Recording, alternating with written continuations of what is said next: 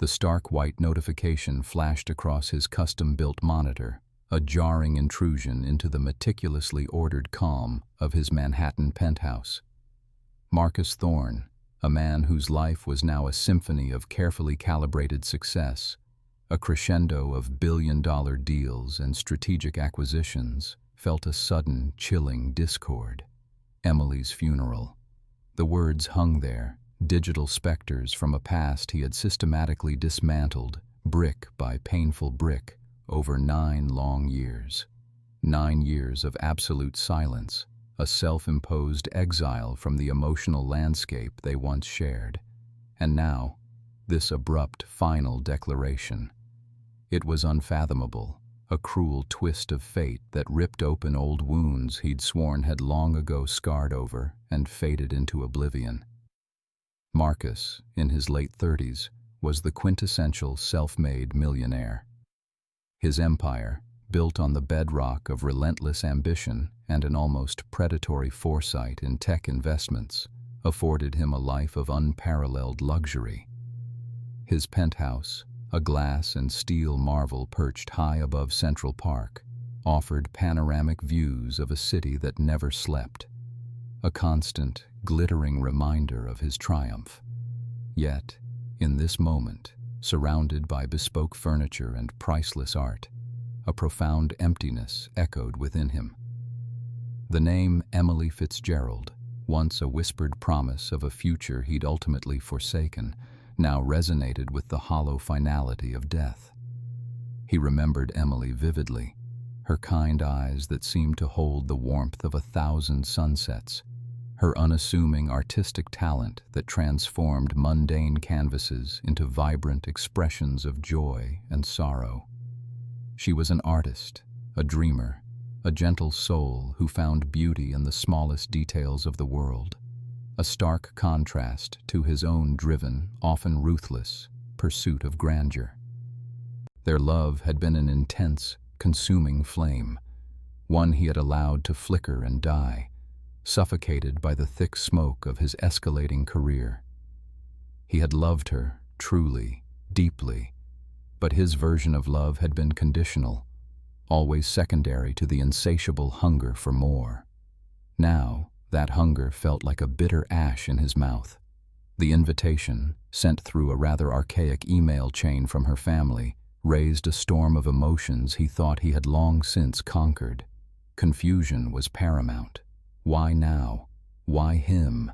After nearly a decade of painstakingly severing every tie, every lingering memory, why was he being summoned to witness her final farewell?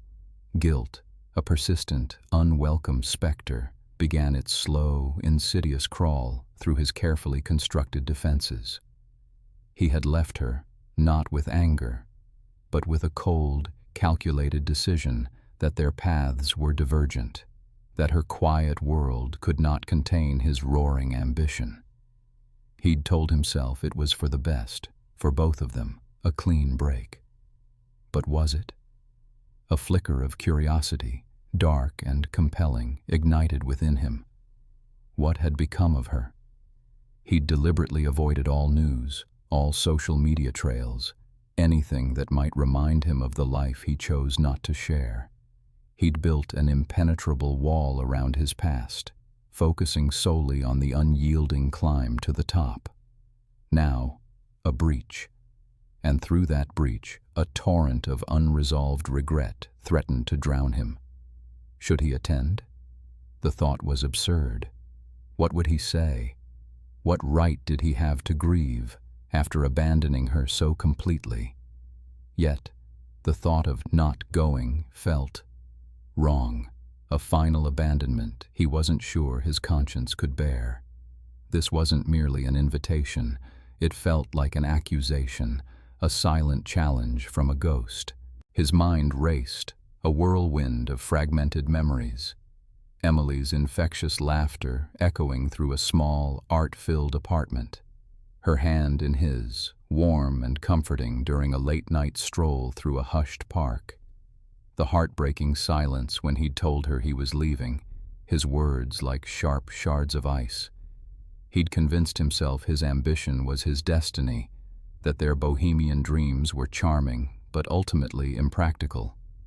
He had chosen the gleaming skyscrapers over the quiet canvases, the distant horizons over the familiar smiles. The notification remained on screen, a digital memento mori. He picked up his phone, his thumb hovering over his assistant's speed dial. Cancel all meetings for the next 2 days. Book a private jet to... He paused, searching his memory for the name of the small town she always spoke of, the one nestled somewhere in the Midwest, her serene hometown, a world away from his buzzing metropolis. The decision was made, not out of obligation, perhaps not even out of love, but out of a desperate, gnawing need to understand, to finally confront the specter of what he had lost. This journey was not just to a funeral. It was a reluctant pilgrimage to the grave of his own buried heart. Before we delve deeper into Marcus's past and the revelations awaiting him, take a moment to subscribe to the channel, ensuring you don't miss any part of this gripping story. You won't want to miss what Marcus uncovers. The world outside Marcus Thorne's penthouse, usually a symphony of urban energy, felt strangely muted as he stared at the funeral invitation. The decision to attend, initially a jumble of conflicting thoughts and emotions, slowly solidified into an undeniable pull. He rationalized it as respect, a duty to a past he couldn't entirely erase, but deep down, a more potent force urged him onward, a gnawing curiosity, a residue of guilt, and an unacknowledged need for closure. Emily. Her name echoed in the hollow chambers of his memory, a gentle whisper against the roar of his ambition. He booked the flight with a strange mix of apprehension and a sense of predetermined destiny. The journey from the pulsating heart of Manhattan to the quiet, unassuming expanse of the Midwest was more than just a change in geography.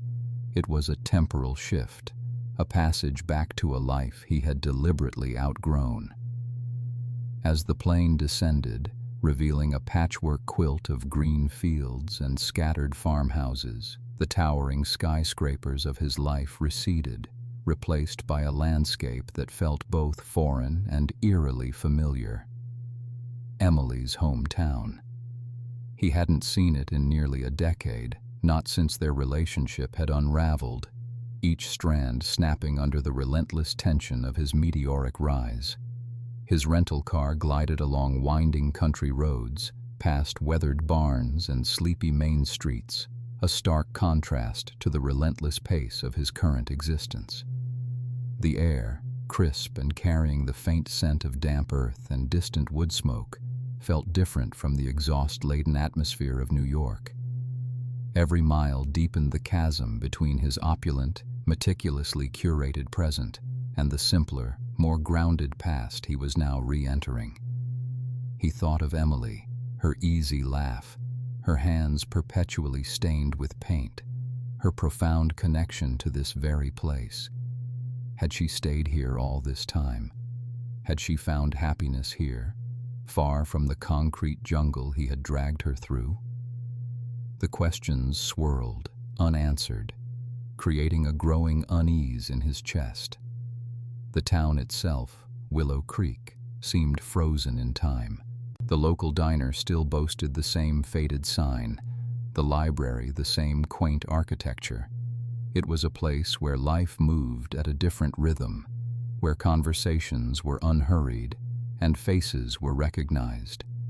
Marcus, in his tailored suit and polished shoes, felt conspicuously out of place, a sleek, predatory bird inadvertently landing in a nest of docile sparrows.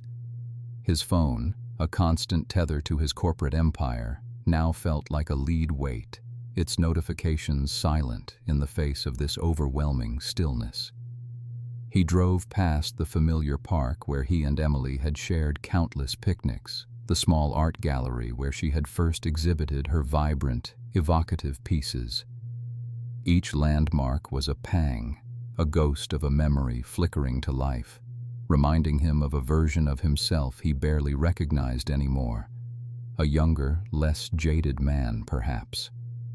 The sense of being an outsider intensified with every turn, each reminder of a life he had once shared, then abandoned. He felt the weight of his success, not as a triumph, but as a barrier separating him from the genuine warmth and community he saw reflected in the town's gentle rhythm. Finally, he located the funeral home, a stately brick building with a quiet dignity. A few cars were already parked outside, their occupants undoubtedly friends and family of Emily.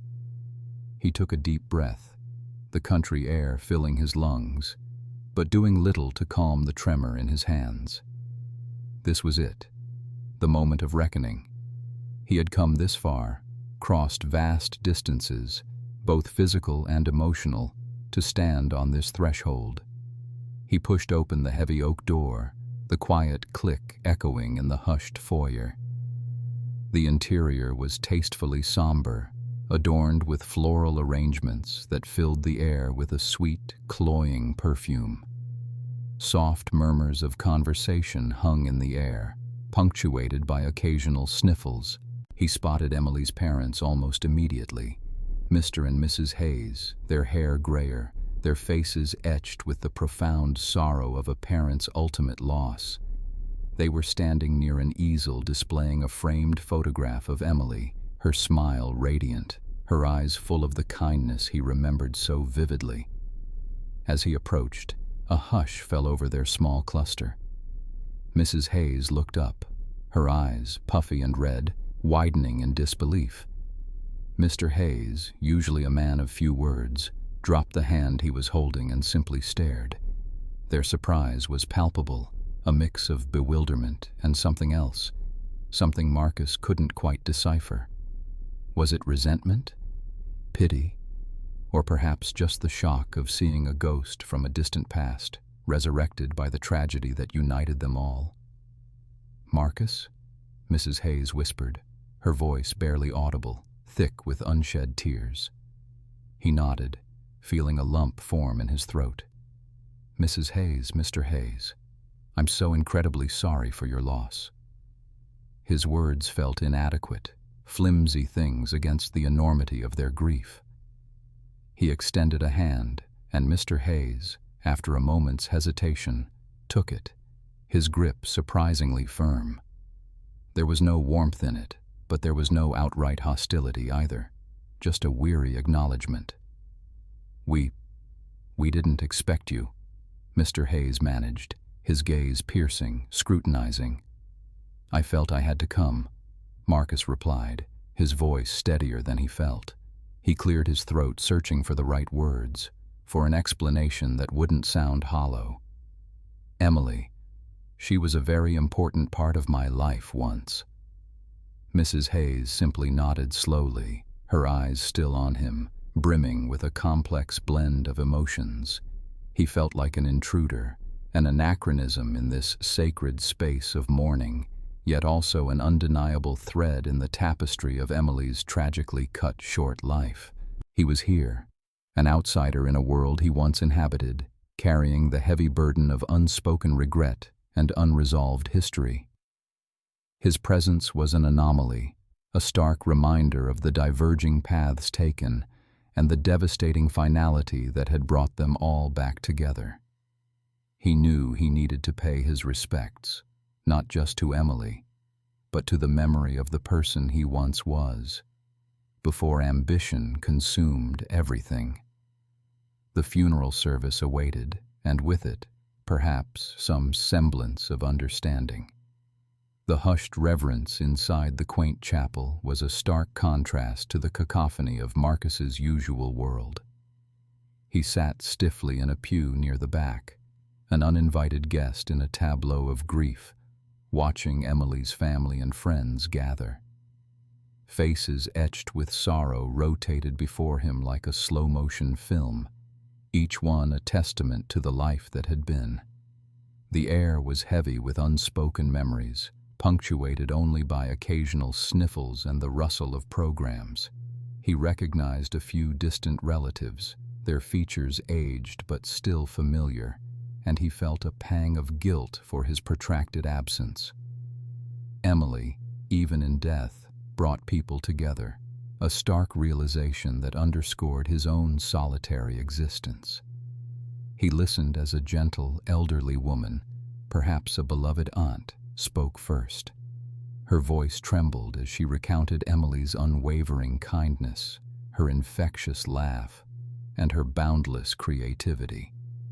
She described Emily painting canvases that seemed to capture the very essence of light, and how she used her art to bring joy to others, especially children. Marcus remembered those paintings, vibrant splashes of color that used to adorn the walls of their shared apartment, now likely scattered or cherished in other homes. He remembered the way Emily's brow would furrow in concentration, a stray strand of hair falling across her face as she meticulously mixed pigments, her world shrinking to the canvas before her. Then, a tall, soft-spoken man, a childhood friend, stepped forward. He spoke of Emily's fierce loyalty, her quiet strength, and her ability to find beauty in the most ordinary things. He shared an anecdote about a time she organized a community garden, transforming a forgotten patch of urban blight into a blooming oasis.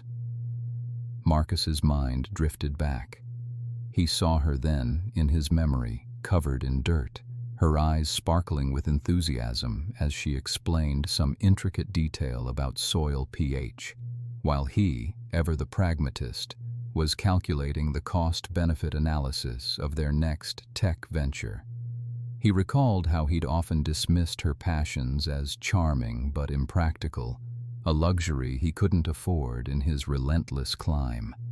The words of the eulogies painted a picture of a woman far richer in spirit than he had ever truly appreciated, a woman whose impact on her community stretched far beyond any tangible measure of success he understood. He closed his eyes for a moment, and the images flooded back.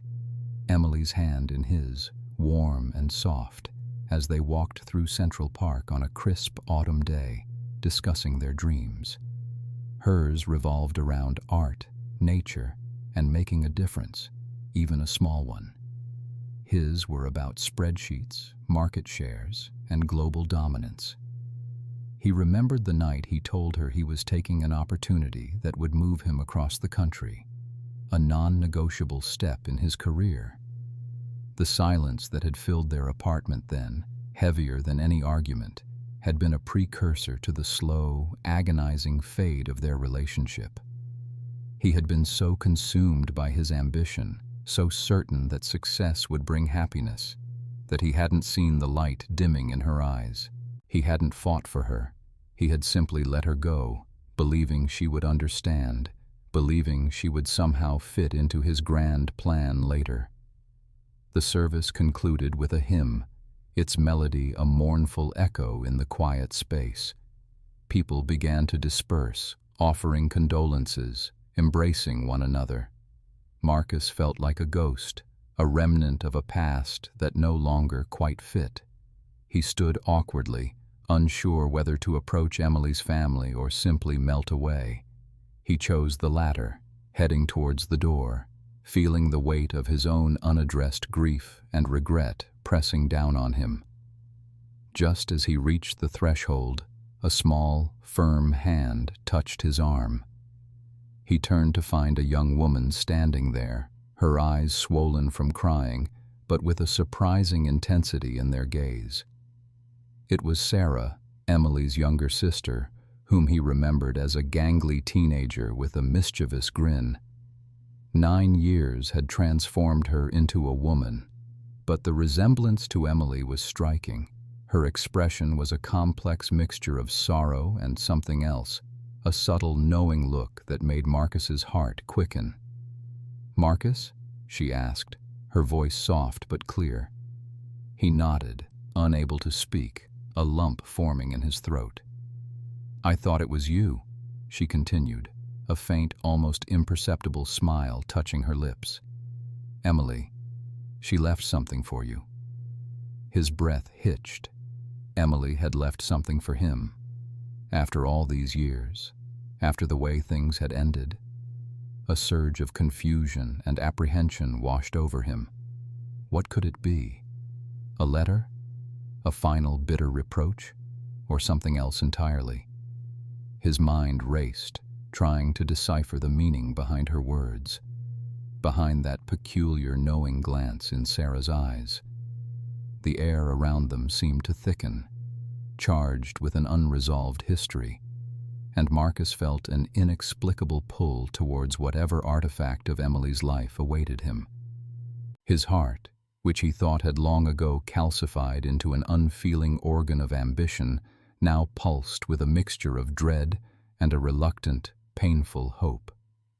Sarah, with a gentle but deliberate motion, extended her hand, holding out a small, worn object. It was a diary, leather-bound and faded with age, its pages clearly well-loved and frequently turned.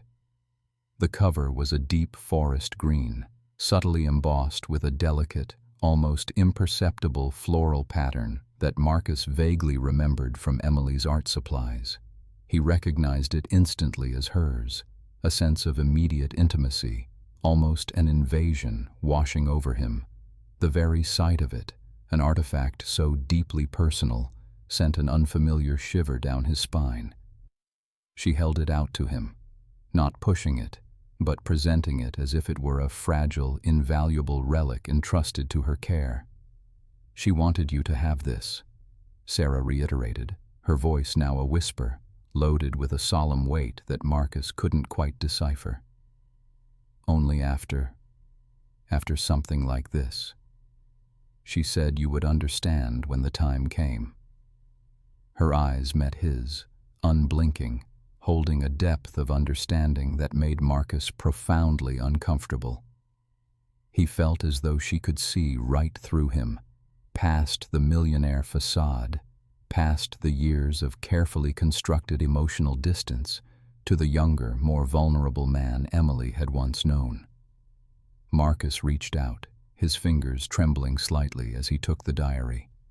The leather was surprisingly soft under his touch, worn smooth by countless hours in Emily's hands. It felt impossibly heavy, a leaden weight in his palm, far exceeding its physical mass. It wasn't just a book, it was a testament, a silent observer of a life he had once been a part of, and then had consciously chosen to leave. He clutched it, his knuckles white, the scent of aged paper and something faintly floral, perhaps Emily's perfume, wafting up to him, a ghost of her presence. A maelstrom of emotions swirled within him. Confusion was paramount. Why a diary?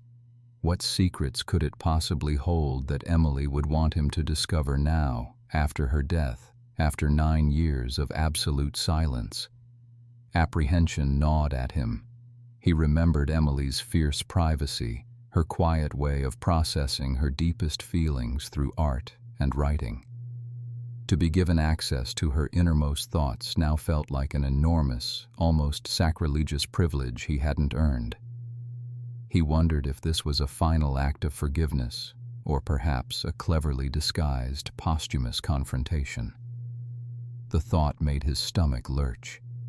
He looked at Sarah, searching her face for more clues, but her expression remained unreadable, a blend of profound grief and a quiet resolve. She offered no further explanation, no interpretation of Emily's wishes. She simply nodded, a silent acknowledgement that the torch had been passed, the burden now his. "I have to get back to my parents," she said softly, her gaze drifting towards the small gathering of family. "Thank you for coming, Marcus." With that, she turned and walked away, leaving him standing there alone, the diary an undeniable presence in his hands. The full weight of the situation descended upon him. He was holding Emily's diary, a record of her life, her thoughts, her feelings, perhaps even her perspective on their shared past and their painful separation. A wave of ethical dilemma washed over him, strong and immediate. Was it right to read it? To delve into the private world of someone who was no longer here to give her consent? He had always valued boundaries, observed protocols, respected the sanctity of personal space. Yet Emily herself had orchestrated this. She had wanted him to have it. This wasn't an accidental discovery. It was a deliberate bequest. His mind raced, a confusing jumble of guilt and curiosity. He had wronged her. He knew that much now, more acutely than ever before. His relentless ambition, his inability to prioritize their relationship over his career, had been a gaping wound in their love story. He had always rationalized his choices, convinced himself that he was doing what was best, that she would eventually benefit from his success. Now, standing at her funeral, holding her diary, those rationalizations felt hollow, pathetic even. The diary felt like a final judgment, or perhaps a chance for redemption he couldn't have anticipated. He considered not reading it. He could simply put it away, a memento of a past love, an unsolved mystery to remain forever sealed. But the idea was quickly dismissed. The very act of Emily entrusting it to him, through her sister, after all this time, was too significant to ignore. It implied a purpose, a message she intended for him to receive. To disregard it would be to disrespect her final wishes, to turn away from a truth she wanted him to confront. The thought was unbearable.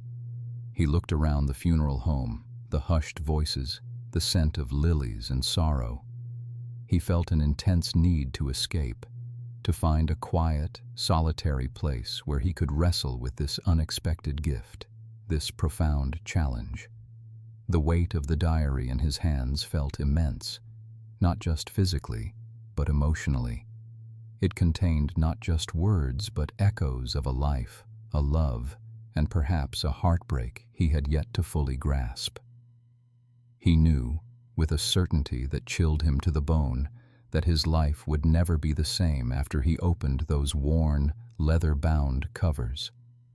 The secrets within were waiting, and he, Marcus Thorne, the man who had built an empire on calculated risks, was suddenly facing the most profoundly personal and perhaps most terrifying risk of all, confronting the truth of Emily's heart, and by extension, his own.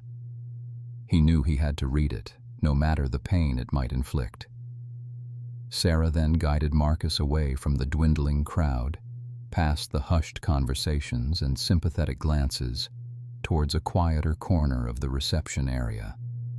She led him to a small, ornate table tucked beneath a large framed photograph of Emily, vibrant and smiling, paint smudges on her cheek.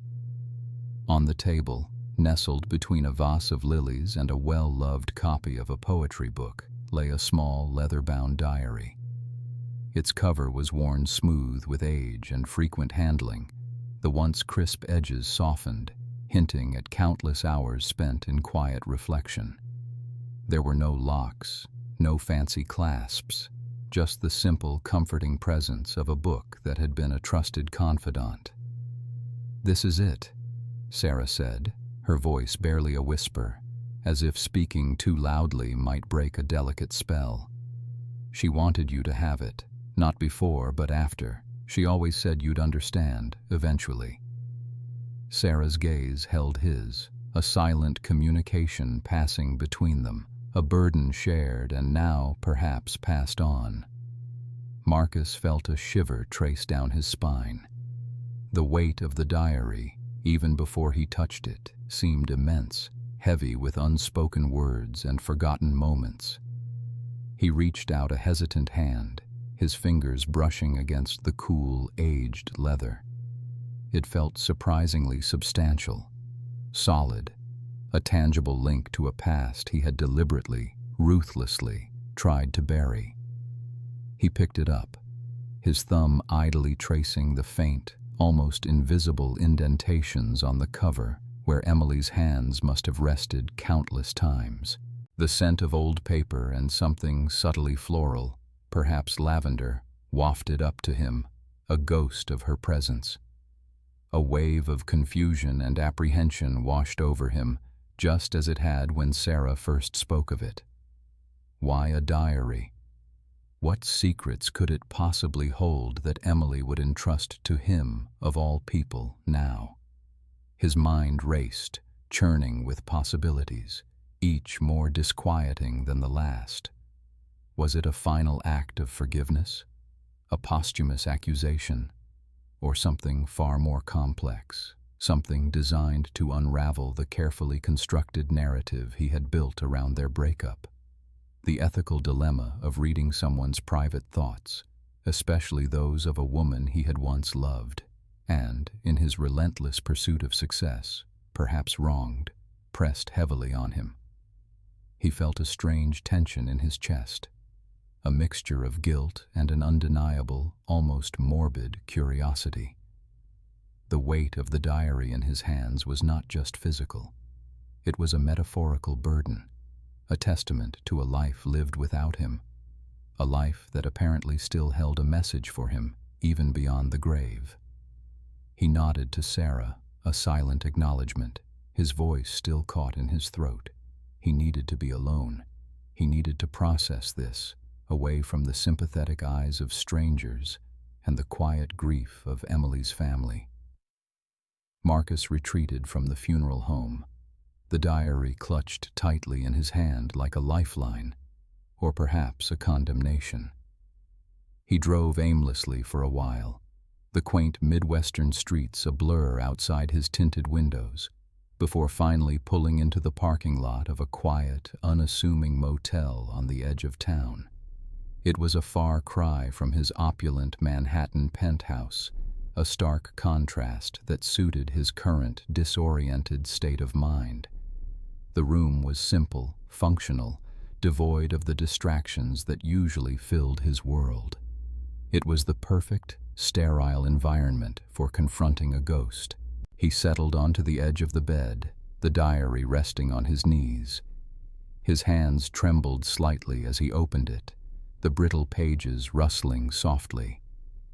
The handwriting was distinctly Emily's, elegant, flowing, yet with a certain firmness that spoke to her quiet strength.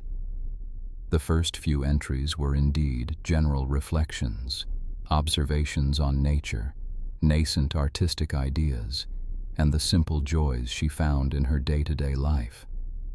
These early pages were filled with a light, airy optimism, a snapshot of the Emily he remembered before ambition had soured their dreams. He saw her love for vibrant colors, her fascination with the changing seasons, her deep connection to the small town she called home.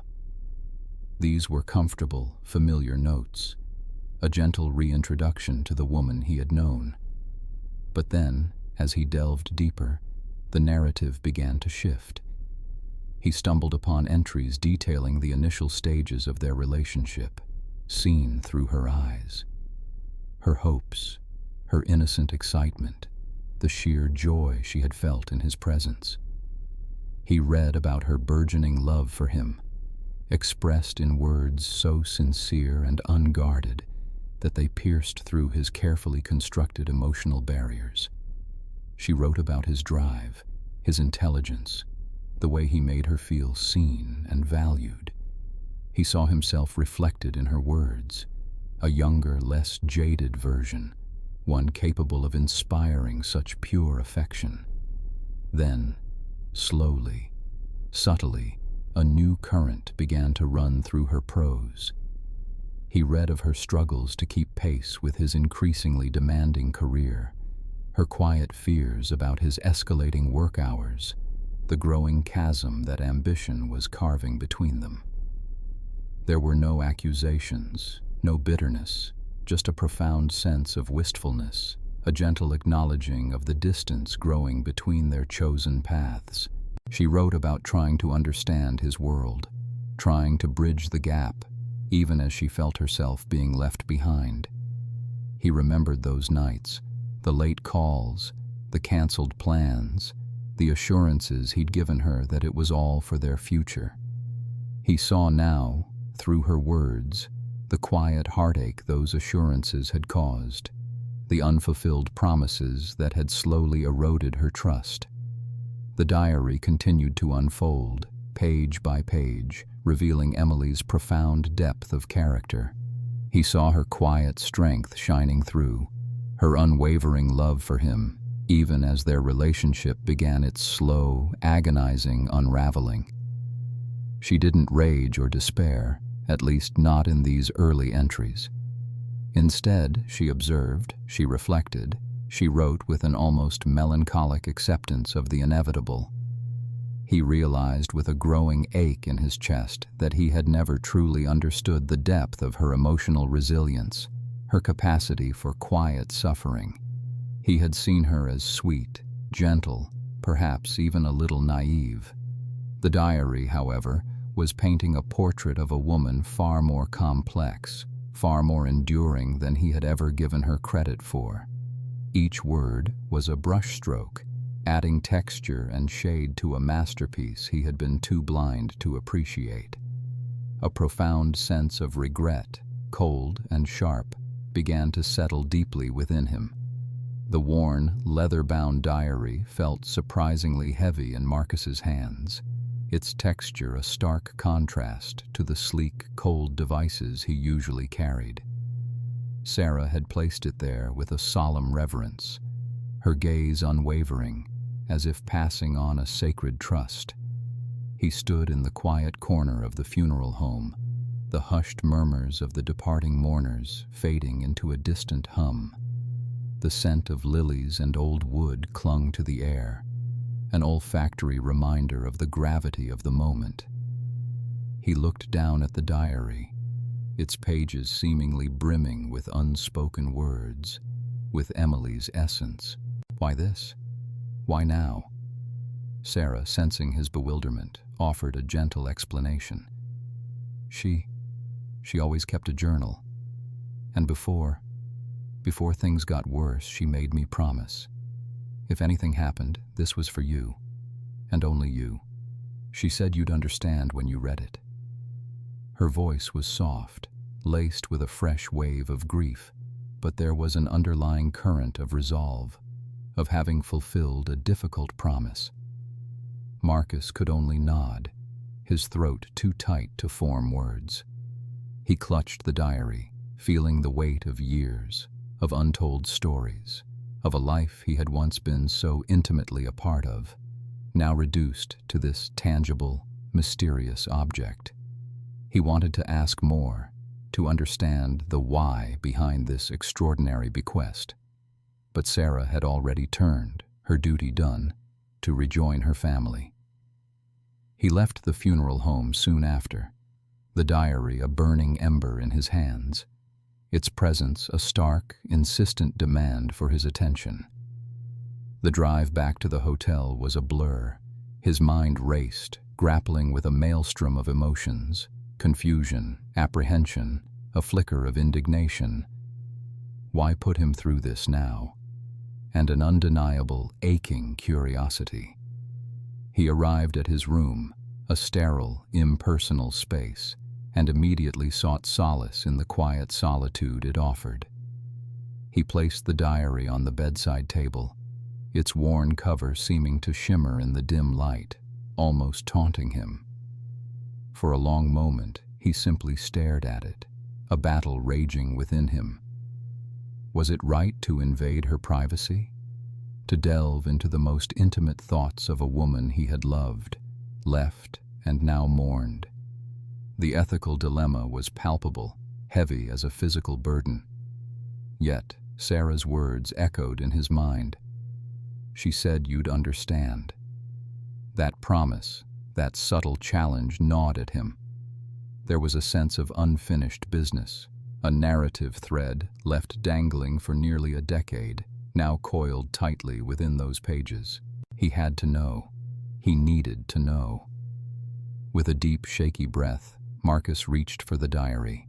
His fingers trembled as he opened the cover. The first few pages were filled with Emily's familiar, elegant script, unchanged by the years.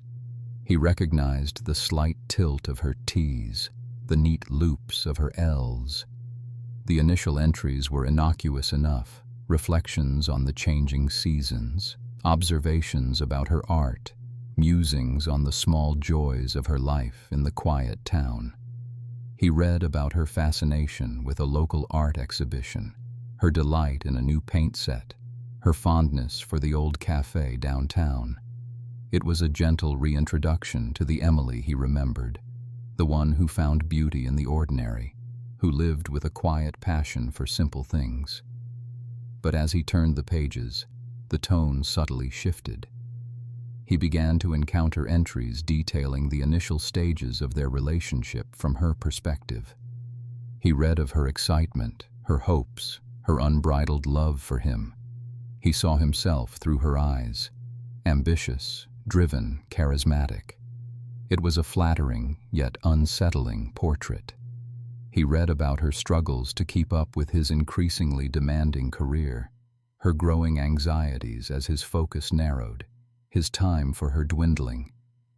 She wrote of feeling like a satellite, orbiting a star that burned ever brighter, yet grew ever more distant.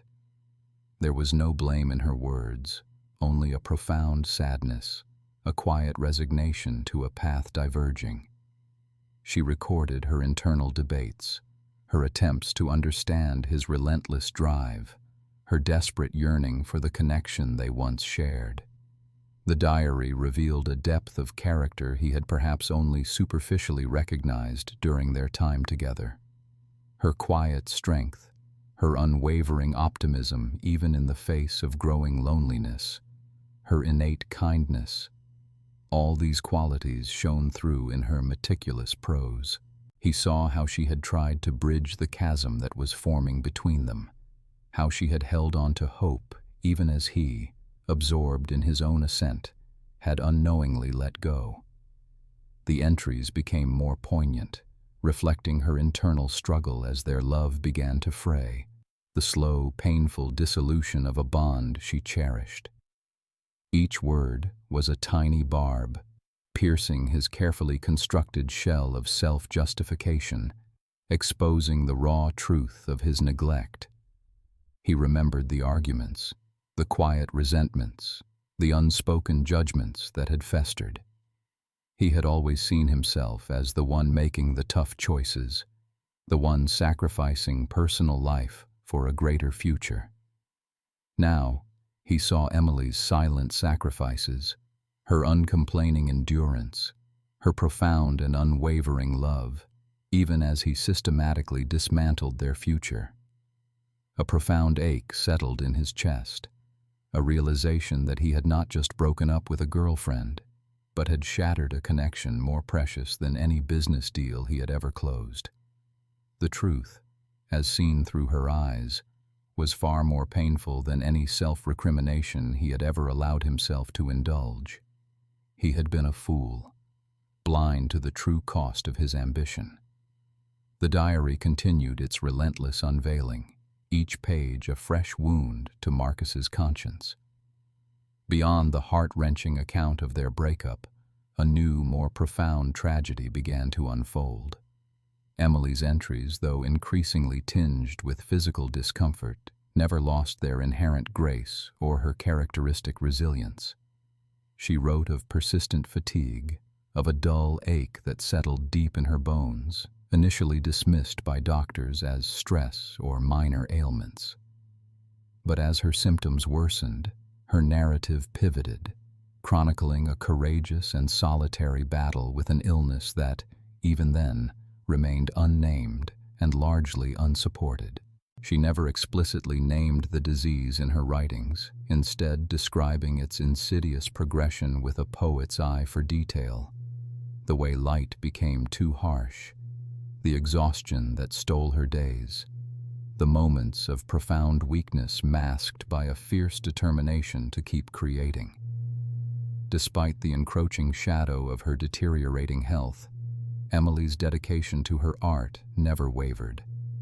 She described painting through pain, finding solace and expression in every brushstroke. Her canvases, born from a place of deep suffering, became vibrant testament to her enduring spirit. She found renewed purpose in teaching art to local children, fostering their burgeoning creativity, sharing the warmth of her spirit even as her own light dimmed. Her entries spoke of community projects, of organizing art fairs, of bringing color and joy to her small town. She made a significant impact on her community, her kindness and unwavering positive outlook touching countless lives, even as she privately battled an invisible foe. She chose to keep the true extent of her struggle hidden, not out of shame, but out of a desire to protect those she loved from worry and perhaps from pity. She wanted to be seen as the vibrant artist, the caring teacher, not as a victim of circumstance. Marcus's regrets deepened with every line he absorbed. He saw how much he had missed, how vast the chasm had grown between their realities. While he had been conquering boardrooms and closing mega deals, Emily had been quietly conquering her own, far more formidable battle. He saw how much she had endured in silence, how fiercely independent she had become, forging a beautiful, meaningful life despite the immense personal challenges. The what-ifs began to swirl in his mind, a tormenting chorus of missed opportunities and unspoken words. What if he had been there? What if he had noticed? What if his ambition hadn't blinded him to the subtle shifts in her laughter, the fleeting shadows in her eyes? He imagined her in pain, alone, and the thought was a searing indictment of his own self-absorption. He contemplated the vast, unbridgeable distance that had opened between them, the stark divergence of their paths after their breakup. He had chased a phantom of success, a gilded cage built with isolation, while she, facing mortality, had embraced life with an intensity he had only ever dreamed of possessing. An irreversible epiphany began to settle over him, heavy and undeniable. He understood, with a clarity that stung, that his monumental success had come at a profound cost, not only to Emily, but to his own soul, to his very capacity for genuine human connection. The gleaming skyscrapers, the seven-figure deals, the endless accolades, all felt like hollow achievements when juxtaposed against the richness of Emily's life, a life lived with purpose, love, and unwavering courage, even in the face of consuming adversity. The relentless pursuit of material wealth had left him spiritually impoverished, his emotional landscape barren. He saw the emptiness of his luxurious Manhattan penthouse, the cold anonymity of his high-powered circle compared to the warmth of Emily's small-town life, a life brimming with genuine connections, simple pleasures, and profound impact. She had found a wealth far greater than his, a currency of love, art, and human kindness. The diary served as a mirror, reflecting not just Emily's life, but his own distorted values. He had mistaken accumulation for fulfillment, power for happiness. Emily, in her quiet struggle, had been truly living, truly loving, truly giving. He, in his pursuit of external validation, had become a stranger to himself and to the people who mattered most.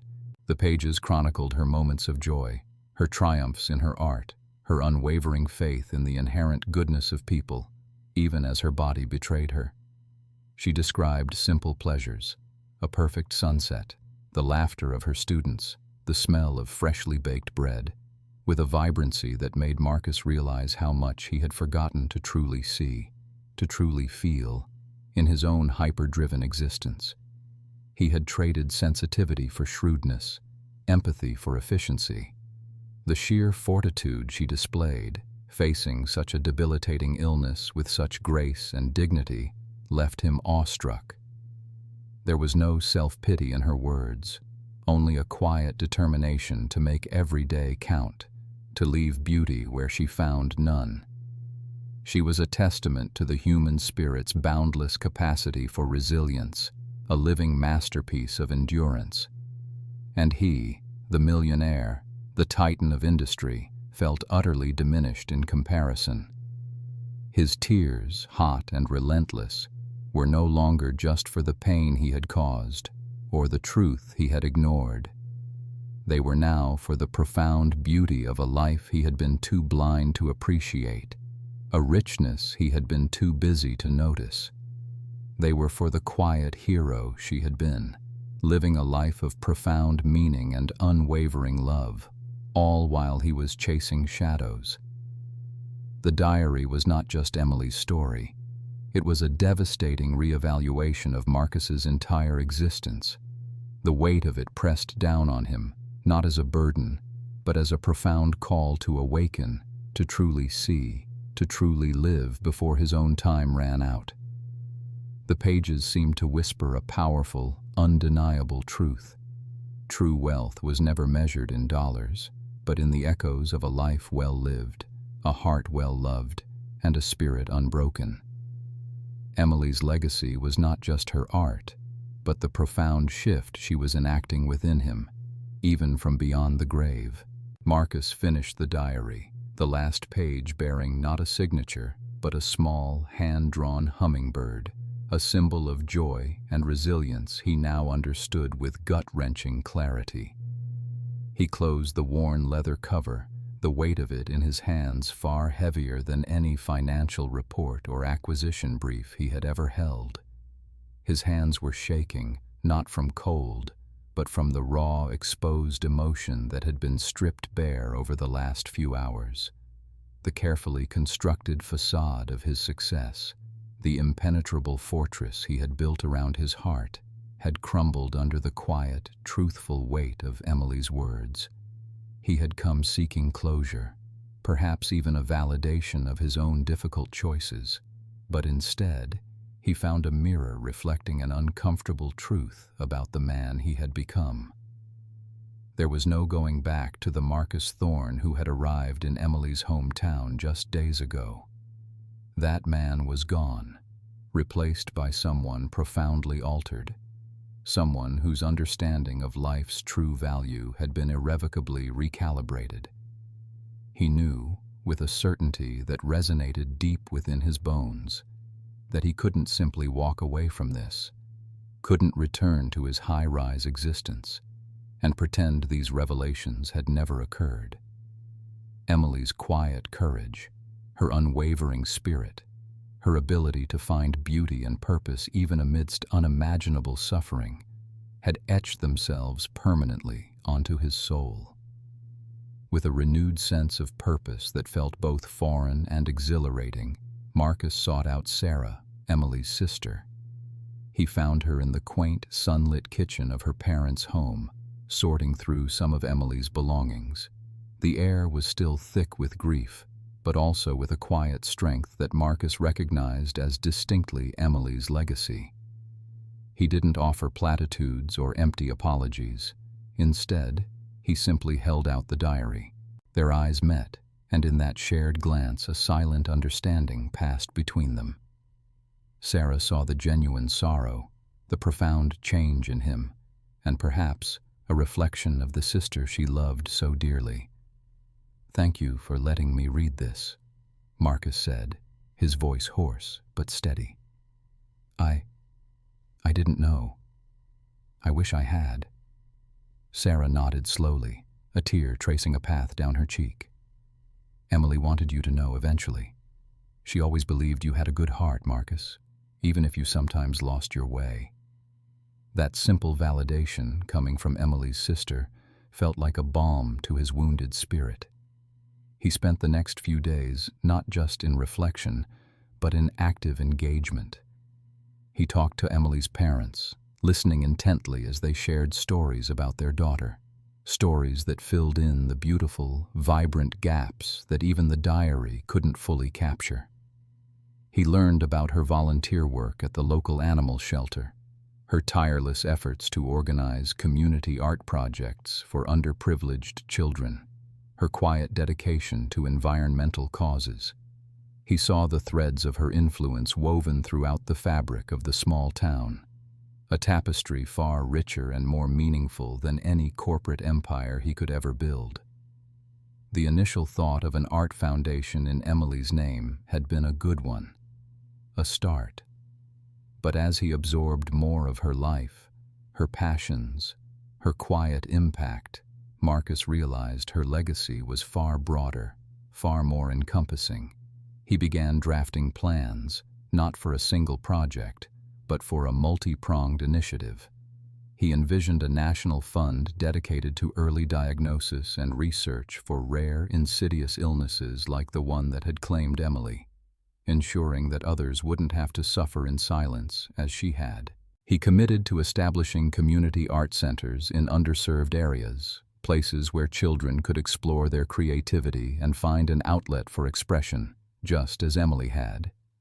And he would personally champion environmental conservation efforts, particularly those focused on preserving natural habitats for endangered species, a cause Emily had passionately supported.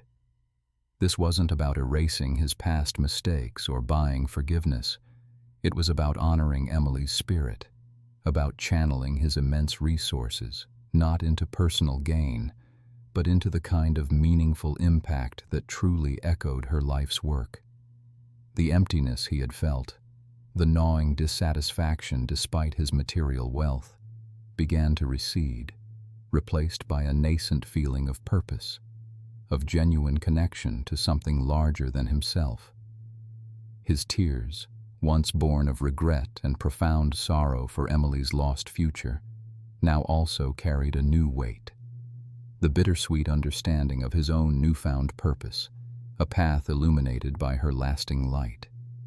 He returned to New York, not to the sterile efficiency of his penthouse office, but to a different kind of ambition. The drive was still there, but its direction had shifted dramatically.